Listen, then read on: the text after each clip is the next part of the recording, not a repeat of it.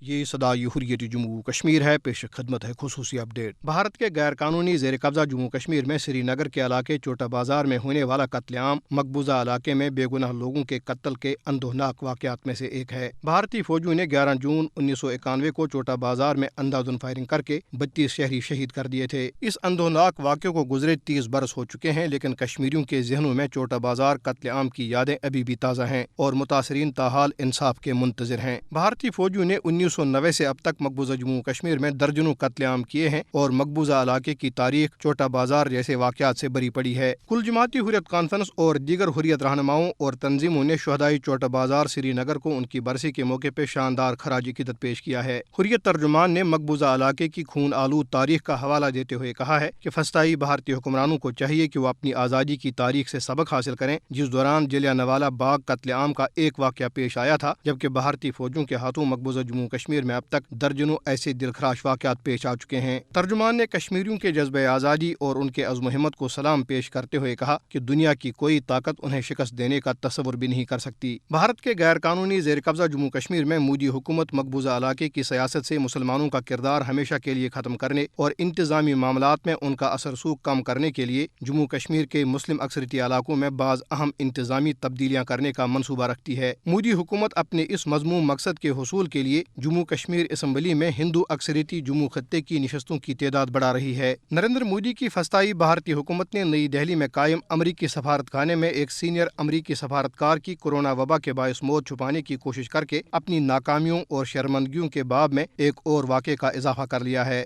خصوصی اپڈیٹ ختم ہوا۔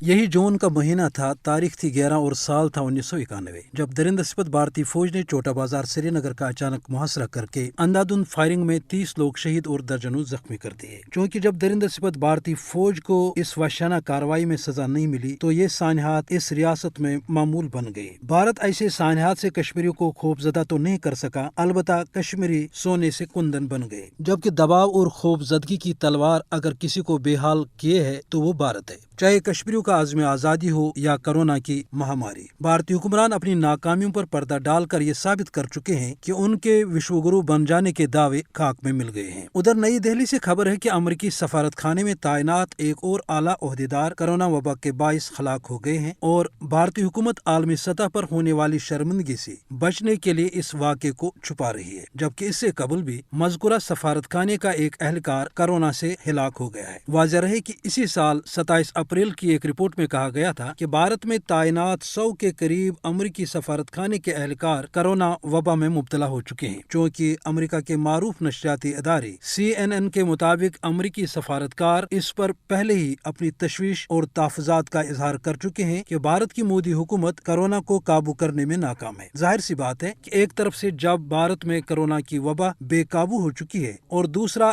غیر ملکی سفارتکار بھی ہلاکت کی چپیٹ میں ہے، یہ صورتحال مودی کے لیے ذلت اور رسوائی کا باعث ہے، اور یہی وجہ ہے کہ اس کی نااہل حکومت پر سوال اٹھ رہے ہیں۔